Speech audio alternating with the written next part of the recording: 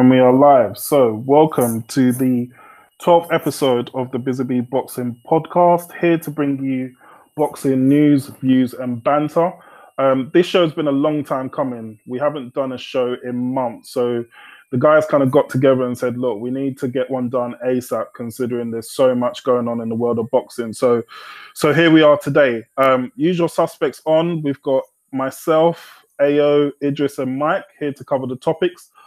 Because it's a late one tonight, we're going to try and rattle through the topics pretty quick, try and get done in about an hour and just really compact down the show.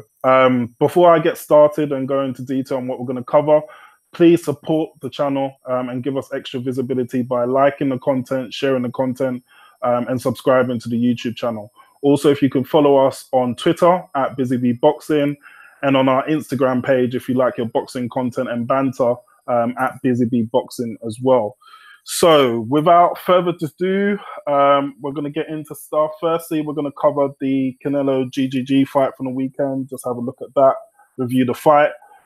Secondly, we're going to have a look at the AJ Povetkin fight for Saturday night, gather the group's thoughts and predictions on that. And if we got time, we'll probably look into the Usyk Bellew and the soon-to-be-announced big heavyweight clash between Deontay Wilder and Tyson Fury. But first, let's start off with the weekend's action. We had Saul Canelo Alvarez defeat the legendary Triple G Gennady Golovkin in a closely fought middleweight contest.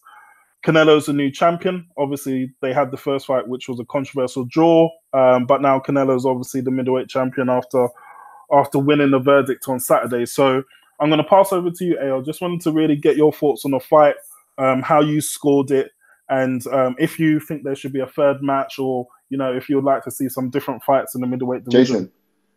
Jason, Ao's laptop just died. Oh, so Ao's laptop. Okay, yeah. Sorry, apologies. Idris, do you want to take that until Ao comes back on? Okay, so ask me the question again.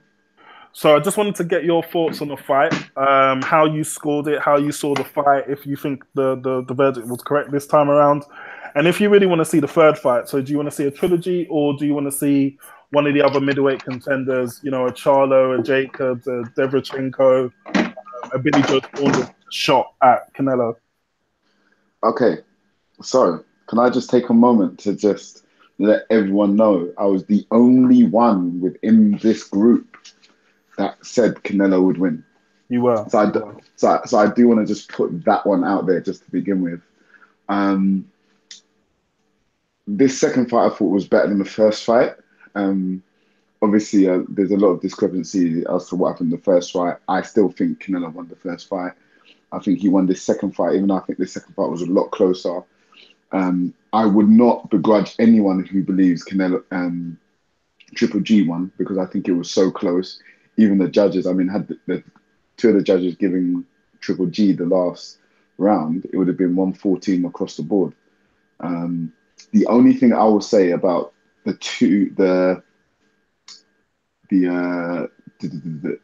scoring is that Triple G only one judge gave Triple G the fight in over both fights. So that's the only thing. I think Triple G has done well in both fights. But again, I think Canelo won. I think for all Triple G's pre-fight talk about fighting Mexican style and come forward and be aggressive, he was on the back foot the entire fight. I would say almost more so than Canelo was in the first fight, whereas Canelo at the beginning of the fight was more on the front foot. This second fight, Canelo was on the front foot the entire fight. Maybe 30 seconds, I think, of round 9, maybe, where Triple G pushed him onto the ropes, and then that was it. Do you think that influenced the judges? Definitely. But this is where I kind of try to be more open-minded in terms of how a lot of people would have seen the fight. So take the judges out of it. All the top boxers, so Errol Spence, the Charlos, and Amir Khan, even though I don't really care about his opinion. Andre Ward, all of these fighters gave it to Canelo, all of them. So, and I think that says a lot about the way maybe the judges would have looked at the fight as well. So when there are a lot of people saying, "Oh, Triple G got robbed," I don't think he got robbed. if you're a fighter, a world-class fighter, a world champion, and you all believe Canelo won, I think there's a lot of truth to that because they see it from the perspective of in-ring fighting. They know a lot more than we do. So again, yeah, so I do think the judges were influenced by that. But again, I think he was the aggressor throughout the entire fight. Triple G, yeah, out jabbed him, but Canelo's work again on the inside I thought was better. I think he looked a lot better. His boxing skills are better than Triple G, as we all know.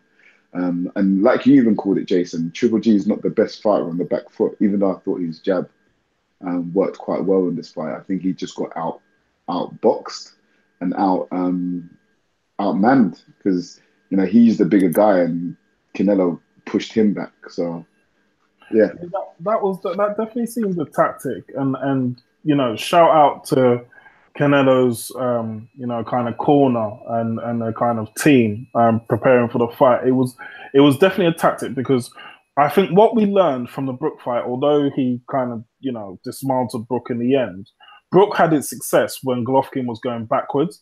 Golovkin doesn't seem to be a fighter that enjoys fighting off the back foot, and you made a great point, Idris, when you rewatch the fight and you listen to some of the kind of corner discussions. And Abel Sanchez said to Golovkin a few times that you're losing the fight. So there was urgency. Now, whether that was a tactic for him to, kind of get into gear and do more work and work harder, or he genuinely thought that, I think it's the latter. I think he genuinely thought that. And, Canelo, what I liked about Canelo in that fight, I'm no Canelo fan. I don't like the kind of drugs thing. And I think he's a drugs cheat and stuff. But if we're to presume that he was clean for this fight, clearly, obviously, he may have been benefiting from the effects. What I liked is his ring generalship in this fight. He was in control of this fight. Like, he was deciding how this fight was going to be fought. It wasn't Golovkin who was pushing him back. It was the roles reversed. And I like the fact that Canelo showed he could be versatile.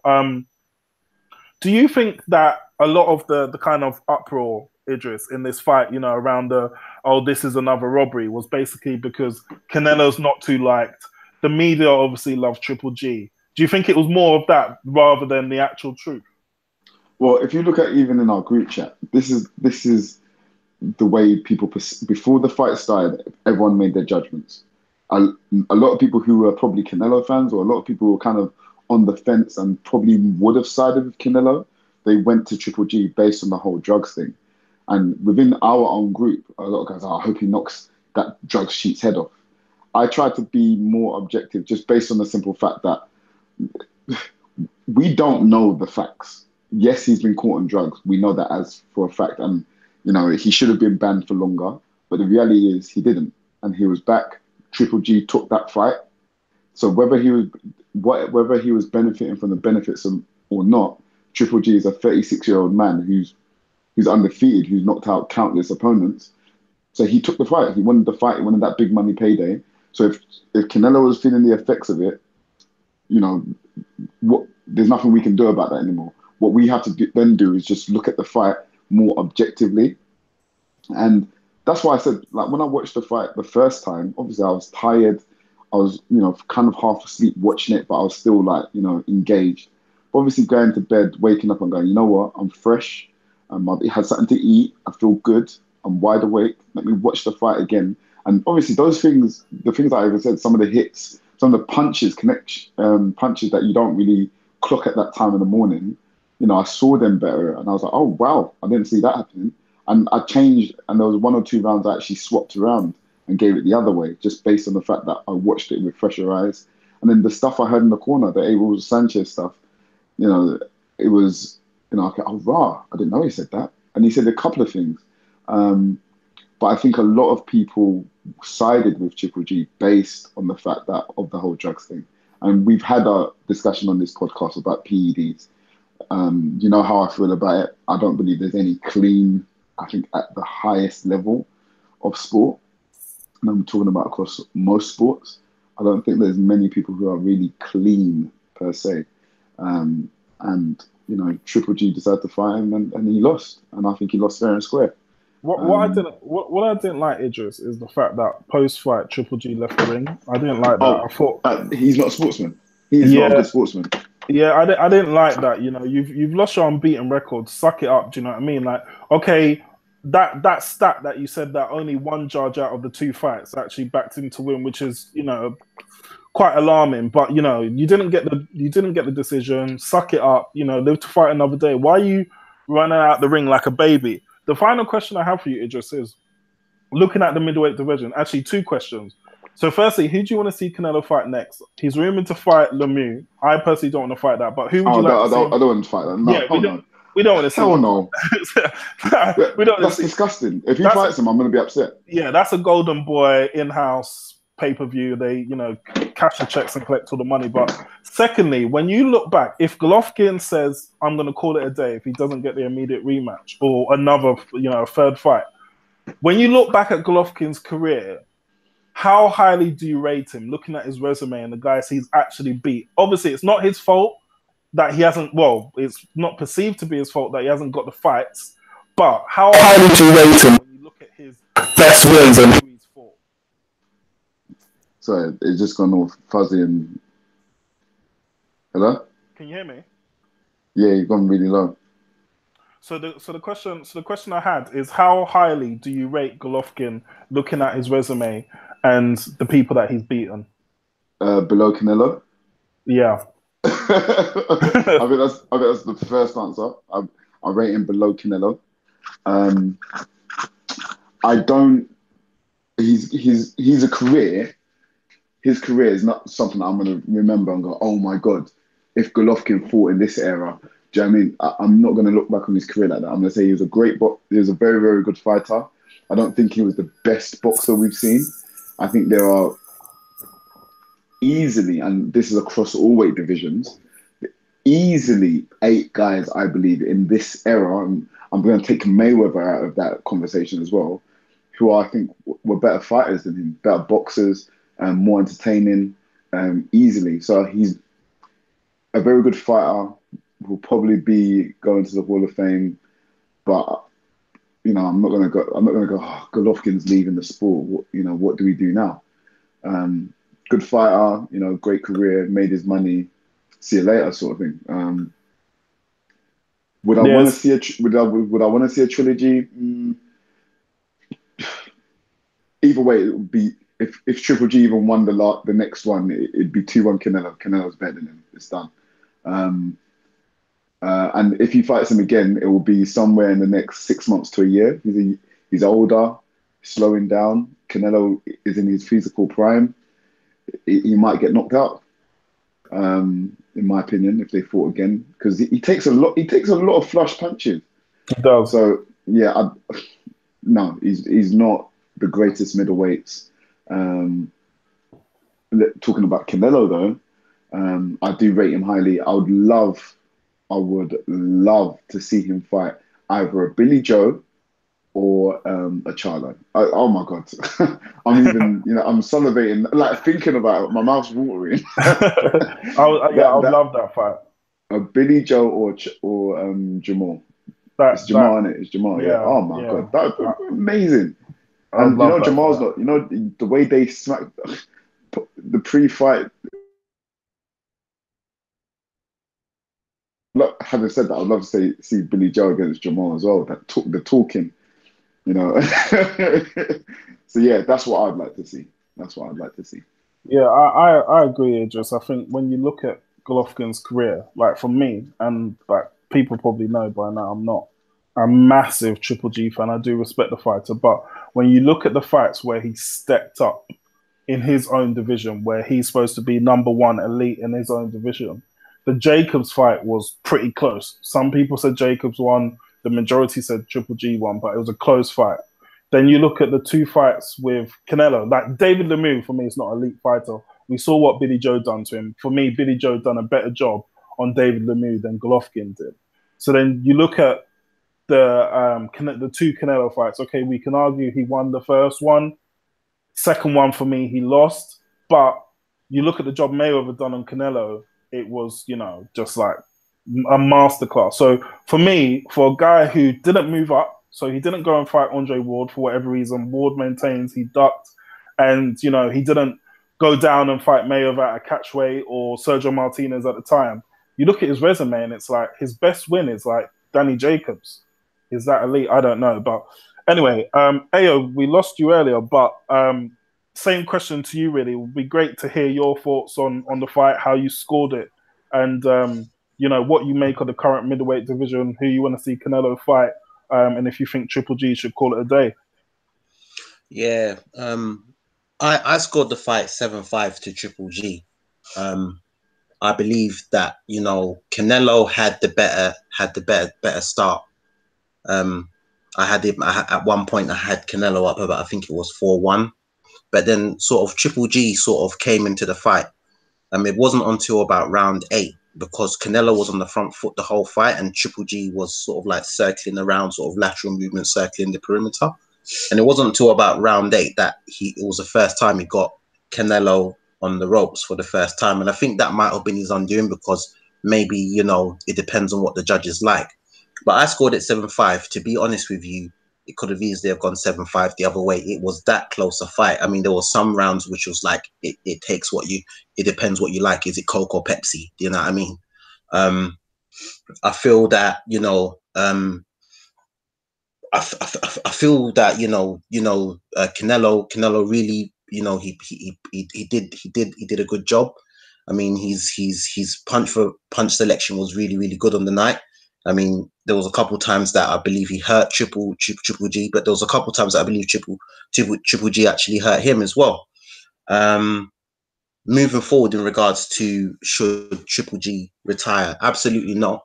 I mean, I said after he fought Kell Brook that, I thought it was a very, very sloppy performance. He had a Kell Brook coming up in weight. He wasn't comfortable at the weight. And, he got caught. The thing about Triple G and his style, and I agree with Idris on this one, his style allows him to get caught quite a lot. And it doesn't look good for an elite boxer. But still, with that performance he put in the other night, he's still up there. And if it was a rematch, a trilogy with Canelo, or he went for the Charlo brothers, or he let's say even I would like to see actually them him and George Groves meet, if they could sort of come at a weight or something like that. I think that would be a good fight. But I don't think that he should retire. I think he's still got a lot left in the sport. And that's pretty much it for me. How highly, Ayo, do you rate Triple G if he was to retire today? Would you? I know people are saying that he's an all-time great, but do you rate him that highly? Looking at his wins, I mean, his best win is probably Danny Jacobs or Lemieux. How highly do you rate him? I mean, boxing ability-wise, I rate him highly, because he has got power and he has got skills. But when you look at his resume, I mean, I'll use what Errol Spence said the other day. It's all smoke and mirrors. Because, as you said, I mean, looking at his resume, I mean, I'll pick out, Daniel Jacobs, probably his best win. He's got Kell Brook on there. Well, that wasn't his weight. He's got Lemieux and probably Willie Monroe Jr. I mean, those are Willie Monroe. Huh? I was just laughing at Willie Monroe. That's what I mean. It's quite thin, isn't it? It's like, quite thin. I mean, look what Saunders did to Lemieux. He gave him a spanking. Do you know what I mean? So Lemieux ain't all that good, even though he came back and knocked out Spike O'Sullivan the other night. But I mean, that's nothing to praise so highly. Kell Brook, that wasn't his way. Daniel Jacobs caused him problems, and then Saul Alvarez, I mean, Canelo beat him and drew him. So his record is really, really clouded. I think what it is that the media just overhyped him, because he had so much knockouts, and I think he had a streak of about 19 knockouts in a row or something like that. So I think that's it's the media that sort of builded him up as this Kazakhstan forest guy that's come out from nowhere and is knocking people out, and they've all built him up, and the casuals have sort of gone, oh yeah. But if you look at it in depth, as we're doing right now, he ain't all that. And I'm not gonna say that it was a robbery that that he lost the other night, because it could have easily have gone the other way. I believe he won the fight by a small margin, but I wouldn't say that if it was scored the other way, I wouldn't be against it because it depends on what you like. Yeah, I agree. I agree. Finally, Ayo, just from you on this fight, who would you like to see Canelo face next? Canelo, I'd like him to face Saunders. I think Saunders is a slippery customer.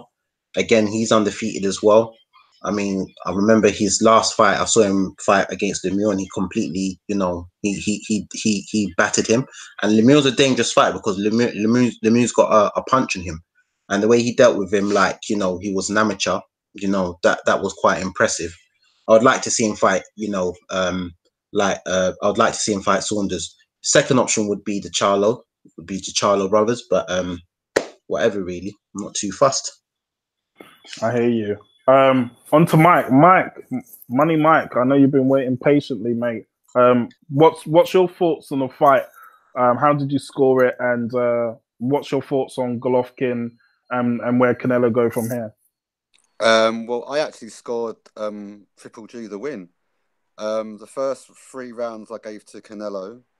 4-7.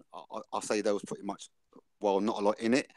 But the last 4 rounds, I'll give it to Triple G. He landed the cleaner punches. Yes, Canelo's work was good, but there was certain. I think it was round 9 or round 10.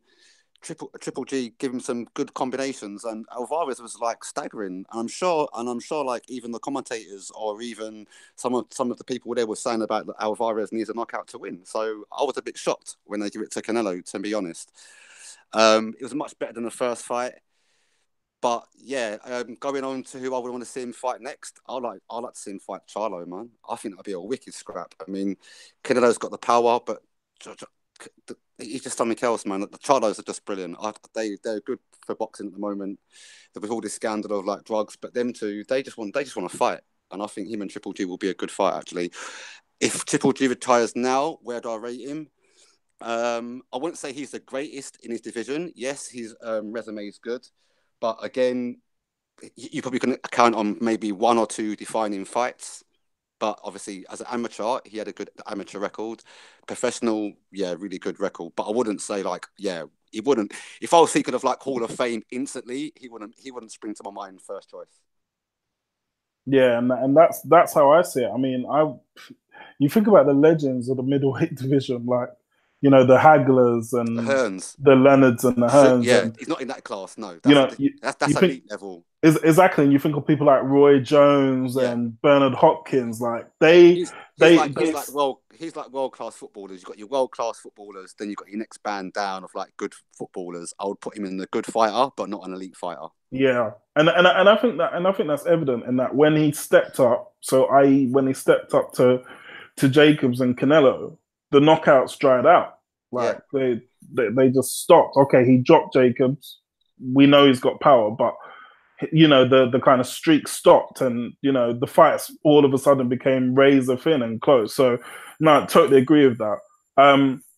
Was there anything else anyone wanted to add to the Canelo Triple G middleweight division? I know we've got Billy Joe Saunders against Andrade coming up, which is an interesting fight, one that we're going to keep an eye on. But is there anything else anyone wants to add before we move on to the weekend's action?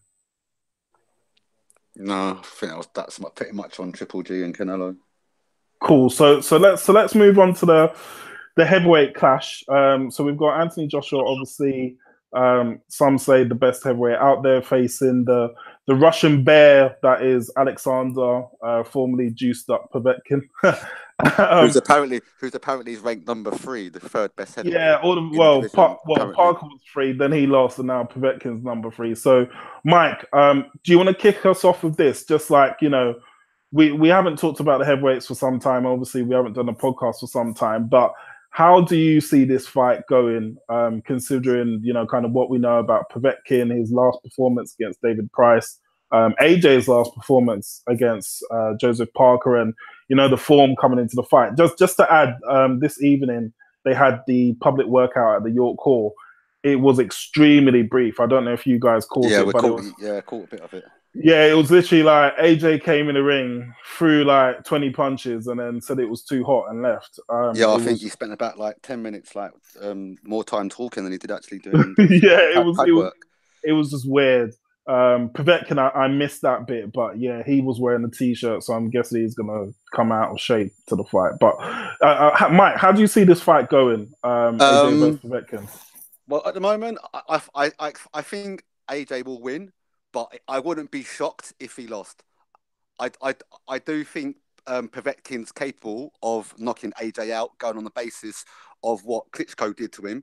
And I know David Price ain't in the same league as Klitschko, but still, it was a disgusting knockout. I mean, I know David Price just stood there and to say that, look, mate, just bang me on my chin and just like knock me out. But you know what I mean? It was a good knockout. It was like I felt like I was watching Rocky IV again or something like that. But obviously, it was bad. It was bad, mate. Yeah. He paused like it was like a computer game. It was just disgusting.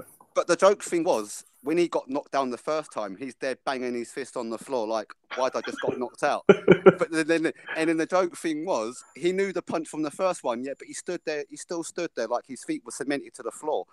And it was just, I mean, it was a good knockout by Povetkin. I'll give him his dues.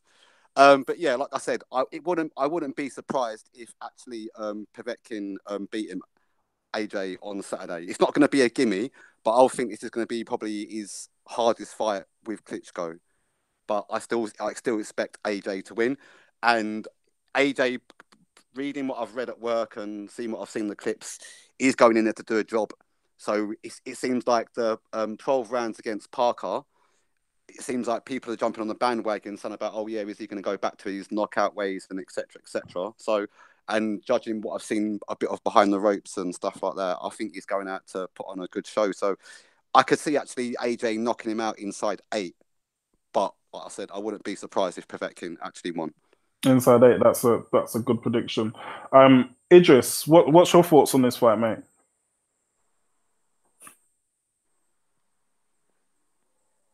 Idris, you still with us? I think you're on mute. If you can hear me. Hi. You're back with us. Yeah. I'll be honest with you guys. I'm not actually looking forward to this fight.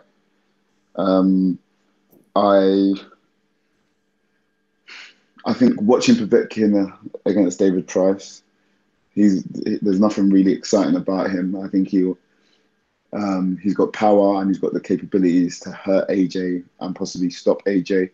I don't think he'll do that though. AJ, on the other hand, after watching his last couple of fights, the Takam one and Joseph Parker ones, it just make me feel a bit kind of like, So I think he's going to be coming out hard and he's going to really go for Povetkin. I think he'll stop Povetkin. I think I agree with Mike. I think he'll do it in about 8, maybe between 8 and 10. But do you know what? I'm going to go he's going to stop him earlier. I'm going to go he's going to knock him around 6 or 7. I think he'll stop him. But this fight doesn't excite me. There's no...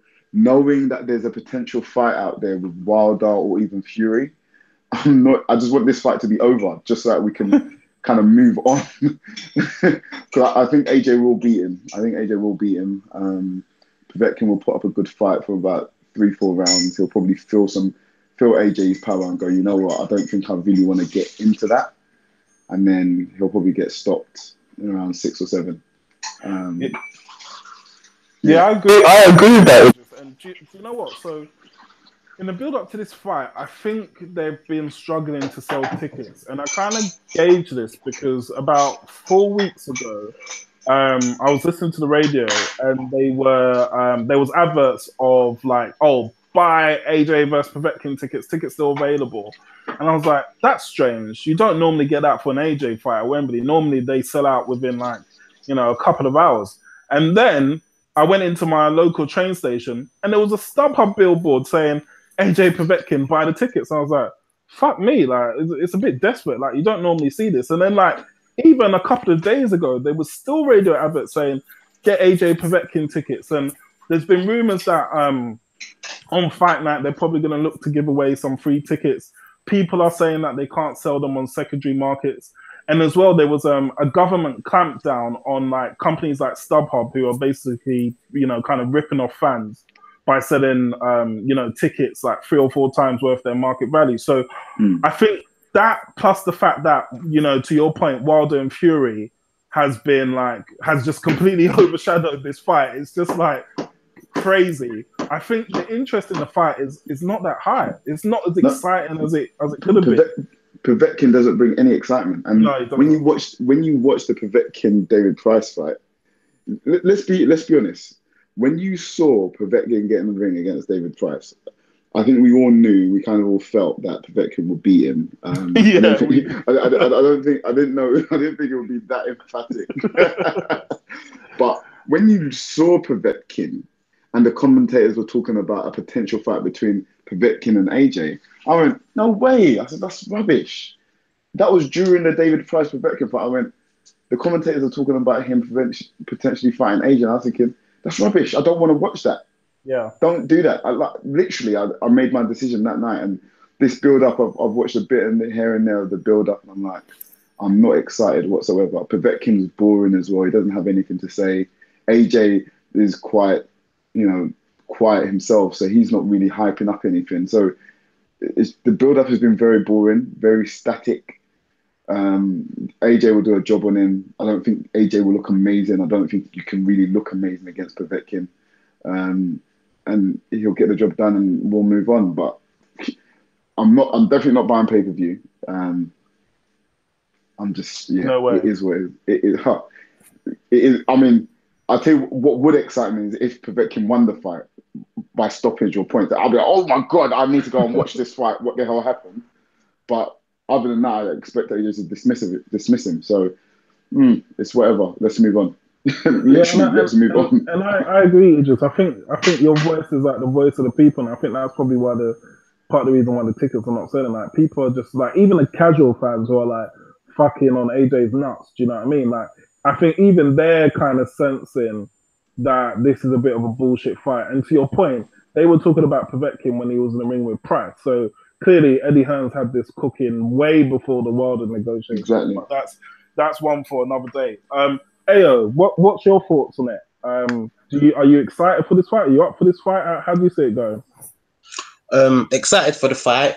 No, but up for the fight, yeah, I am. I was actually discussing it with my girl today that where we're gonna watch it. I have AJ winning it, to be honest with you. Probably inside the half distance, inside 6, probably. Povetkin, he's a good boxer and everything like that, but he gives away too much. I mean, reach advantage, he gives a lot away. He's 6'2". He looks bigger than 6'2", but he's actually 6'2". AJ's 6'6". I mean, he even said, I think I even saw it today on Sky Sports News. As soon as he saw AJ for the first, I think it was the first press conference, it was like, he's tall. So, he's AJ's going to impose his physicality on him. AJ's got all the advantages. He's probably had bigger fights than him now, even though that, Povetkin's had a lot of fights in his career. But I mean, AJ's been fighting on the big stage for quite some time, stadium fight after stadium fight. So the occasion's not going to get to him. It might get to Povetkin, you never know. Stamina-wise, I mean, AJ's 11 years younger than him. I mean, I can see, if it does go long, then I can see Povetkin fading. He hasn't got the Kambluta or whatever he was on before to back him up. So, he's gonna I can just see AJ just completely dismissing him. But it's a dangerous fight. When I say dismissing him, it's a dangerous fight because you know what? I've still got doubts over AJ's chin. I still have my doubts over AJ's chin. I don't care what anyone says. If Povetkin lands that hook, that left hook that he likes to do when he dips down, then I would like to see what AJ's chin is saying because the Parker fight, let's be honest, he did a different job there. He boxed on the outside, wasn't cautious, wasn't aggressive, didn't come in the pocket too much. Smart boxed a smart fight. The fight before that, Carlos Takam. Was it Carlos Takam he did? It was Carlos Takam, innit? Yeah. Carlos Takam, that's not a fight that I rate. He had that under control, again, boxed that range. And the fight before that, he was down with Klitschko. I still got doubts over his chin. and I know Povetkin carries power, and if he lands, then it could be a different story. But that's if he will land. Yeah, I think it's this fight. I mean, I'm the same, guys. I'm not really that excited for it. Obviously, it's another AJ fight, so it's a mega event. They're struggling to sell tickets. I think it's a banana skin fight, right? Because if AJ wins, everyone expects him to win. If he loses, then it's a complete upset. I think Povetkin's got enough power and enough in his armory to cause AJ issues. However, we've seen Povetkin against Klitschko, and we've seen Povetkin against even David Price be hurt. So it's like, will he be able to get inside and land those like short hooks inside to test AJ's chin, or even before he gets there? I mean, if you look at Povetkin, though, he's an Olympic gold medalist. He's only lost one fight to Klitschko, and he's been in with decent operators in the heavyweight history. I'm not talking about Christian Wack or the Hammers of this world, but I mean, he has been in with some decent opponents. He completely discharged Carlos Takam in better fashion than AJ did, but that's nothing to go by. But I mean, Povetkin's not a mug, you understand? So I just feel it is. You're absolutely right. It is a banana skin. It is a banana skin for AJ. But the only person that can, I'm really, really curious to see what weight he comes in at. AJ. Yeah, I hate making predictions until I see the weight, because if AJ comes in, like, what's AJ's like sort of not standard weight? I swear it's like about 18.6 or something like that. I think he's looking at about 17.5. I think it was. Is it? Yeah, I thought his sparring partner said he's going to come in a bit lighter, but like a lot meaner, because he wants to like put on a good show. So I think he's coming a bit lighter. Yeah, I'm curious to see what the weight is, because if he comes in anything above 18.6, then I know that he's carrying weight, and that might slow him down. It might not. It might be a disadvantage to him. It might be an advantage to him. We'll see. But yeah, I'm curious. Yeah, it's an interesting one. I mean, I'm going with the rest of you guys. I think AJ stops him within like the first 6 to 8 rounds, but I don't think it's going to be anything spectacular. I personally think AJ feels he's slightly under pressure here, because the Wilder fight going to get made for whatever reason, and then now Fury and Wilder have their fight, and he's got to go out there and make a statement. So it's a bit of a pressure situation for him, but I guess we'll see. So we're all picking AJ. Let's move on to what we're calling the real heavyweight fight of 2018. Deontay Wilder, WBC champion, against Tyson Fury, who's obviously calling himself the lineal champion, the man who beat the man. Idris, over to you on this one. What's your thoughts on this fight? Do you think Tyson Fury has taken this challenge slightly too early? Do you think Tyson Fury, regardless, still has enough to beat Wilder and bring back the WBC championship back to the UK? So let me start off this way. Like I just spoke about Povetkin, Joshua, I'm excited for this one. I'm looking forward to this one. The trash talking is going to be amazing. I think Fury will probably edge that. Don't be surprised if someone gets pushed or someone swings a punch in their build up to the fight, because I think there's going to be so much rubbish being spoken.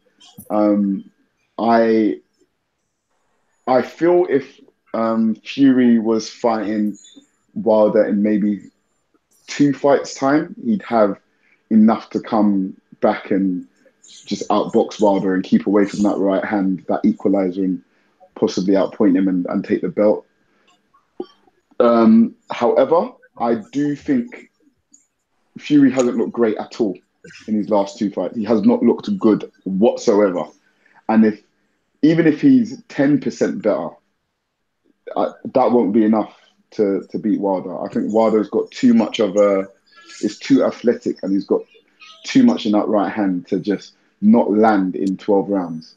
Just once. He just needs to land once in 12 rounds. And my fear for Wilder would be that all he is just trying to look for that one punch, and Fury just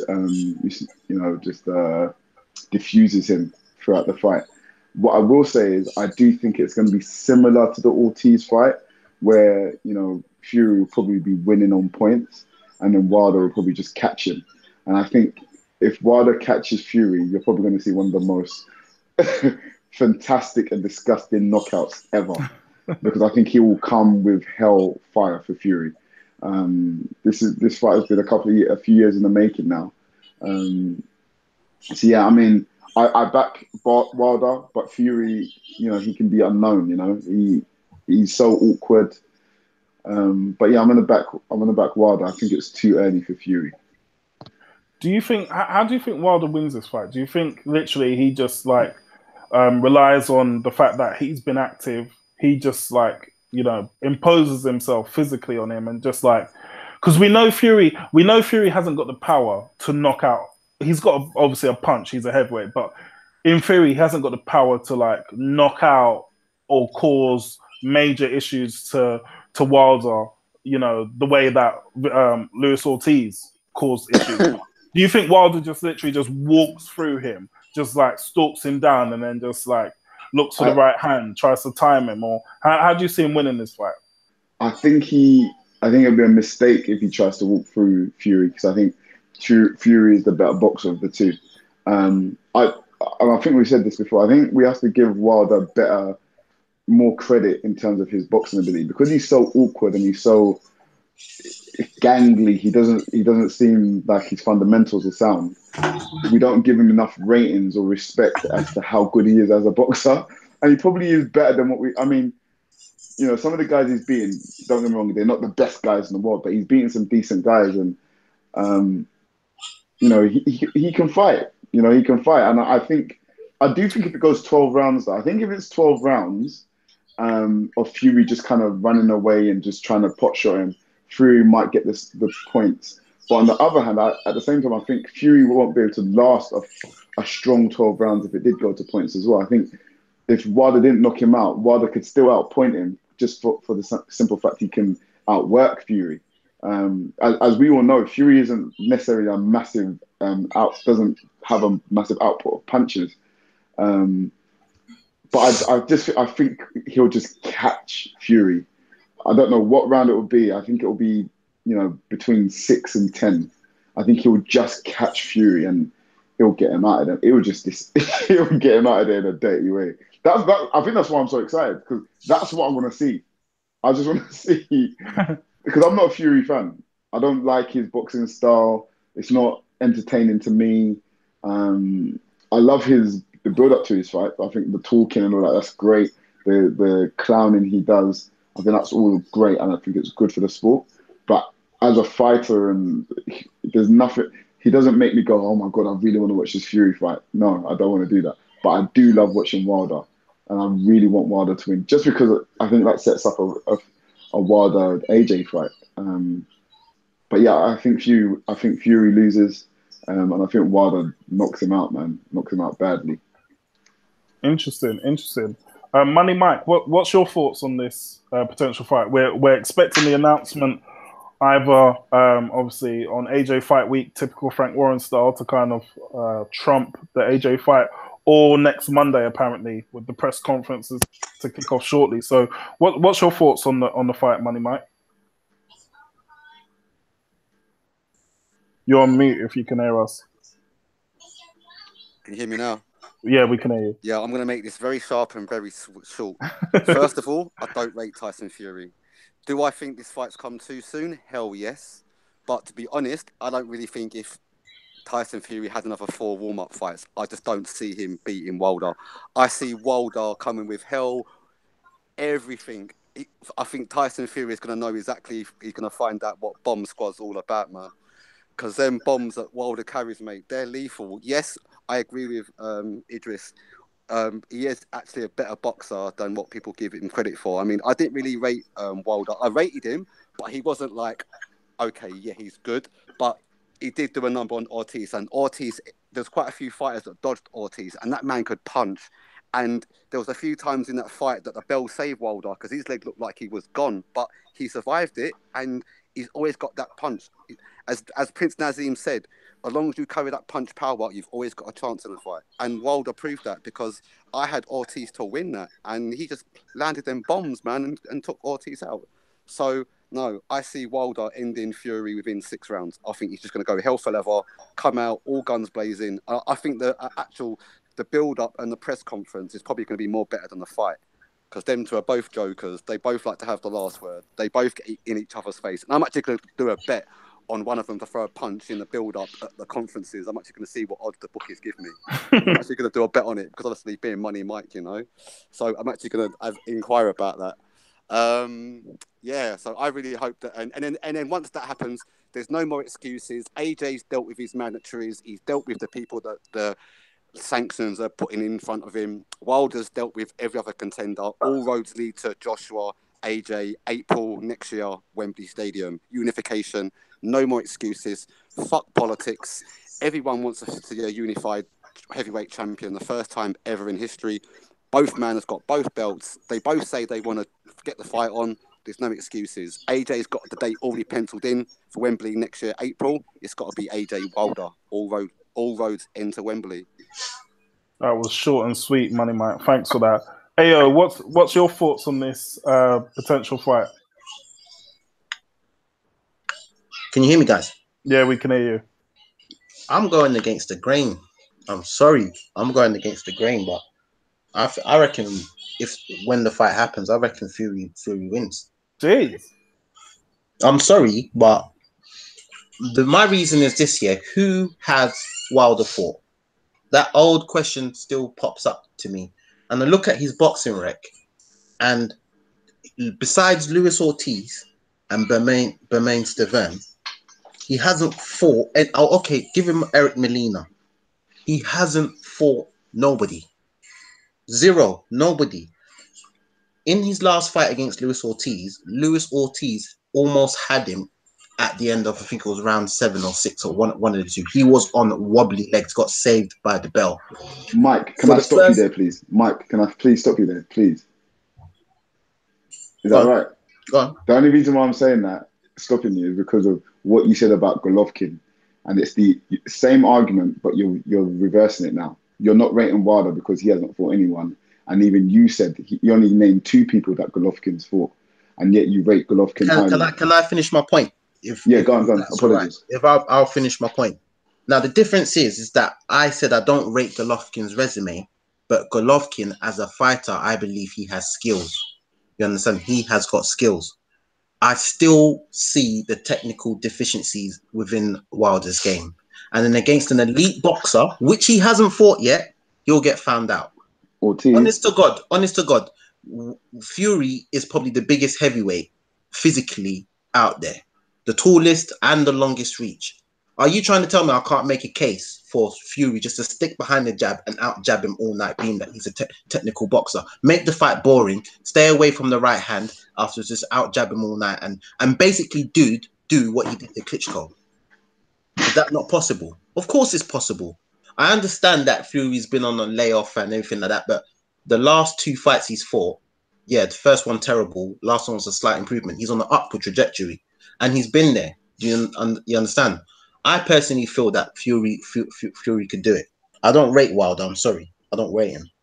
I think his power is just too overhyped. He hasn't fought anybody. I mean, of course you're going to stretch out guys like Arthur Spilsgar and Johan Dupaz and Jason Gavin. Who are these people? Of course you're going to look good at them. But when it came to like the crunch and he fought Luis Ortiz had him on wobbly legs, Bambi legs. I'm telling you now. Like, I don't rate him. I'm so sorry. Can I get cut back? Yeah, of course you can. Yeah.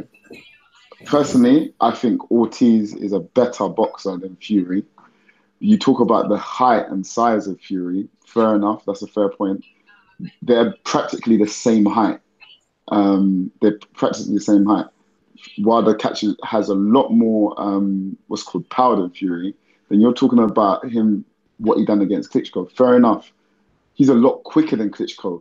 And whereas Klitschko was fundamentally sound and he just beat you with just jabbing you all night and then getting you with that right hand, Wilder's, it's in his name. He's wild for a reason.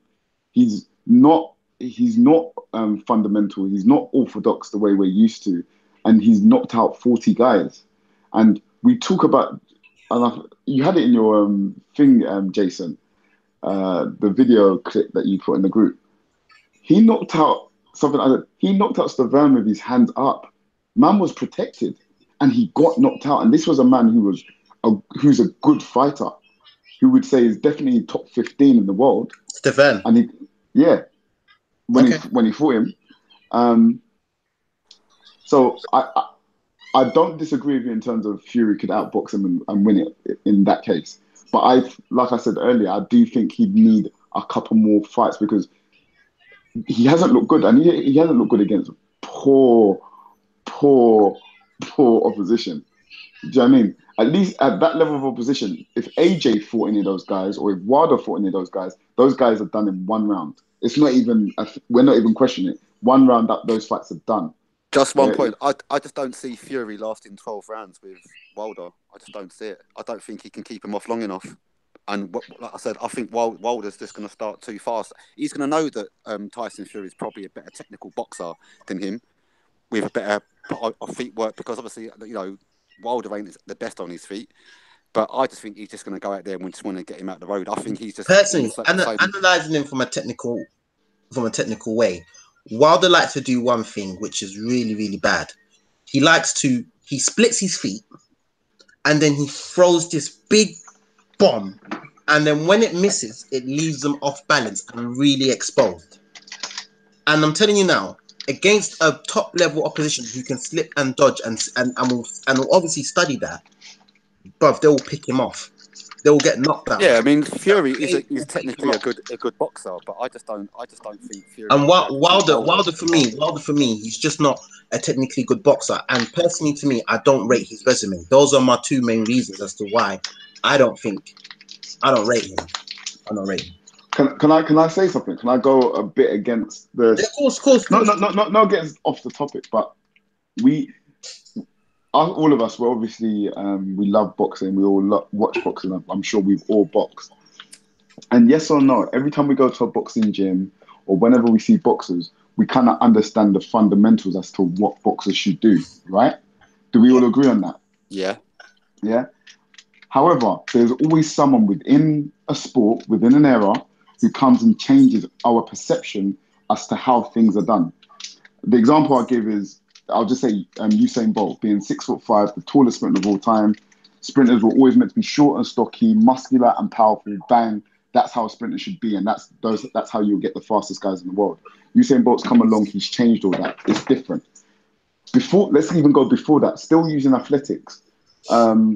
Michael Johnson, when he came back, when he used to run with the arch back, arms tight, everyone said, "You can't run like that. You can't be a world champion like that." And he broke the world record. And he broke the world record because he went against the grain as to what everyone perceived to be the right way to do something until he came and changed all of that. Explain to me what Wilder's brought that's different. But this is what I'm trying to say. This is the point that we are not giving him the proper respect or props because we don't necessarily like what we see when we watch him. Respect is earned, bro. He's knocked out 40 guys. How do you not respect 40 him? guys, but who are they? 37 No. But you've got to respect, though. You know what I mean? 37 of them. Tyson Fury fought, though? Who is Tyson Fury? He fought Stefan twice, and he fought Ortiz. Tell me who else is he knocked out? Yeah, but what I don't want to get into that specifically. I want to get into the whole. I just want to get into the perspective of maybe Wilder's doing stuff that we don't understand, stuff that is working for him based on his background. He hasn't got the best amateur background. He came into the sport quite late.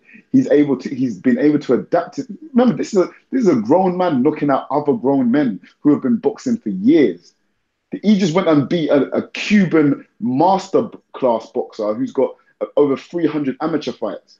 A guy who had him on former drug team who was about 40 years old. Let's not forget. No, and I'll give you all of that. But what I'm trying to say is that I'm just trying to be as objective in terms of Wilder as just a personality and a boxer and a fighter, that maybe he's just doing something that we don't fully understand, that we don't get, because we're so used to seeing one type or one certain way of fighting and understanding boxing that Wilder's just against that.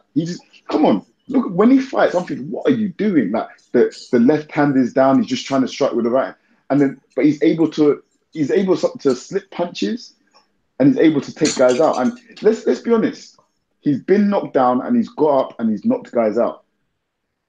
So this is a guy, even if he was to fight Fury and Fury knocked him down in round 8, this is a guy who could still get up and knock him out. I just want us to give. I would like Ayo for you to just go. You know what? Maybe I should give him a little bit more respect because it's boxing. Anything can happen, and from a purely boxing point of view, Fury's the better boxer. But from a fighting point of view, I'll definitely give it to yeah, but it's Wilder. a boxing match. It's not a fight. That's Well, the thing. He's been fighting. It's a boxing match, and it's not a fight. At the end of the day, Fury's undefeated.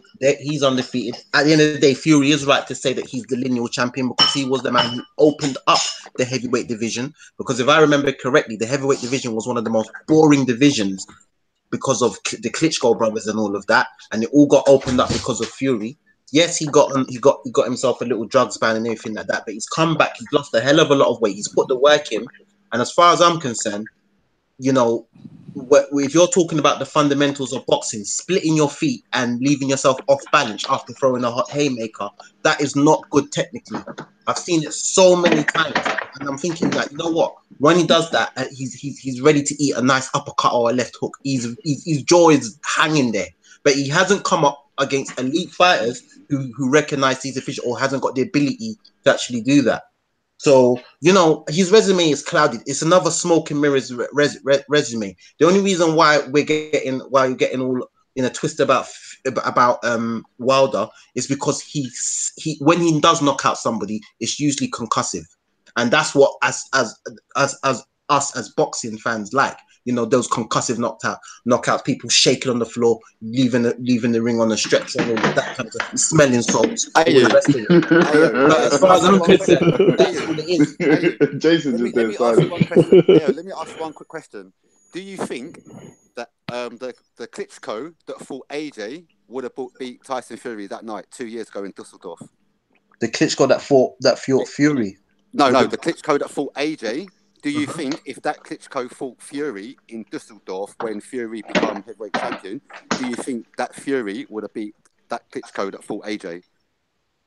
I reckon AJ would have beat him anyway. No. I'm saying, do you think Fury would have beat Klitschko if the same Klitschko turned up that fought AJ that fought Tyson Fury 2 years ago?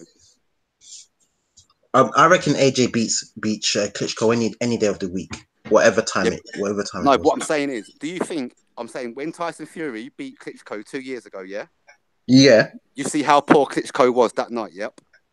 Yeah, he was poor because Tyson Fury made him look poor. Okay, so if the Klitschko that fought AJ that got beat fought Tyson Fury 2 years ago, do you think Tyson Fury still would have won that fight? I don't understand your question, Michael. Sorry, mate. I think okay. Imagine, obviously when Klitschko and Fury fought 2 years ago in Dusseldorf, Yeah. Klitschko was piss poor, wasn't he? Okay, yeah, your opinion, but yeah, okay, we'll say he's piss poor. So I'm saying if the Klitschko that turned up and fought AJ, if Klitschko bring his A game to 2 years ago that fought Fury, do you still think that Fury would have beat Klitschko that night? If it was, you still think so? Yeah, I do because Klitschko. I know you don't because Klitschko did it. The thing is, Klitschko looked poor because Tyson Fury made him look poor. If that fight was actually a very, very boring fight, I must say. But there was actually one point where Klitschko was making elementary mistakes where he turned his back on Fury and Fury just clocked him with a left hook. Like, what are you doing, mate? Do you know what I mean? I'm sorry, but you know, that's just my opinion. I got to agree. You know what? I've stayed quiet in this debate, but I was listening contently. But I've got to agree with A on that one, Mike. I think Klitschko was made to look poor by Fury's awkwardness on that night. Fury was that fight was extremely boring. It wasn't entertaining. But I think Fury's jittery style. Even did you see the tactics about the ring? About how they tried to make the ring all spongy and all sorts, and they were doing all the hand wrap things, and they were doing all these underhand tactics because I think Klitschko knew. I think he was worried. I think he was concerned. I think he was, in the build up to that fight, from what I remember, he was saying that he was gonna, kind of blow away Tyson Fury and Tyson shouldn't be in the ring with him. But I think he was concerned, and I think, I get the point you're trying to make, Mike. The Klitschko who faced AJ, that was like the last hurrah. He was, very aggressive on the front foot. But I think part of the reason why he looked so poor against Tyson was because Tyson made him look poor. He was just awkward and was giving him angles, and there was a lot of feinting. I remember that fight as well. Tyson Fury was doing a lot of feinting, and it made Klitschko gun shy. But yeah, that's interesting. It's interesting to hear that we've got, you know, a couple of the guys picking Wilder and obviously Air going with Fury. That's something we've got to probably cover in more depth. It looks like we've hit the hour mark, so probably going to wrap up the show now. Not going to have time to cover the Usyk Bellew or the Porter Garcia fight, but we'll probably do that in another podcast. Just going to rattle through the news quickly from this week. Obviously, we had the passing of Enzo Calzaghe, Joe Calzaghe's dad. So RIP. Obviously, a great trainer and had a big impact in the world of boxing. We also had the video on Billy Joe Saunders having a bit of fun with some crackhead. That was quite funny. Shout out to Billy Joe. Shout out to Billy Joe on that. Benavidez, the WBC super middleweight champion, this morning I saw a piece of news where he tested positive for, I think, cocaine. So I don't know if he's going to get stripped by the WBC. That's just very poor news. And then obviously the rumors of the Mayweather-Pacquiao fight to happen in December, don't know how true they are. Before we wrap up, guys. Venue. Yeah, they were in Tokyo, but I don't, you know how Mayweather is. He's out of the news and then he makes an announcement like, oh, I'm going to get into UFC or I'm going to fight this person, and it's just not true. So yeah, those were the main bits of news from the week. But before we wrap up, guys, and it's been a good show, is there anything else you want to kind of throw in or cover very briefly? We're probably going to have to do another podcast, as I said, to cover the Usyk Bellew and the Porter Garcia in the welterweight division at the moment. But is there anything else you want to add before we wrap up? No. We all good? Yeah, we're all good. I'm good. Just make the next one longer if we can. Yeah, we'll definitely do the next one longer. I mean, today was a late one. We just wanted to shake off the cobwebs and get back on the mic, but it's been good. Quickly, Jay, who do you think would win out of Wilder and Fury? You didn't say. Yeah, I was staying quiet deliberately. No, do you know what? I think a fully fit Fury beats Wilder because I think he's a better technical boxer. He moves better, and I think his size would probably cause Wilder some issues. I think, however, though, Tyson Fury's lost a lot of weight, but I just think that it's probably a fight or two too early for him. I would have liked to have seen him step up. I mean, his first fight back, that you might as well call that, I don't know, it wasn't even sparring. It was just like an exhibition. The guy wanted to hug, kiss, take pictures with him. He didn't come to win. The last fight was a slightly more competitive, but I still think he needs like one more tough fight. I think he's taken the fight too early, if I'm honest. Jay, what might have been a good idea before Tyson Fury fought Wilder, he might have had a fight with Jamel Miller or something like that. So just a little tune-up fight before Wilder.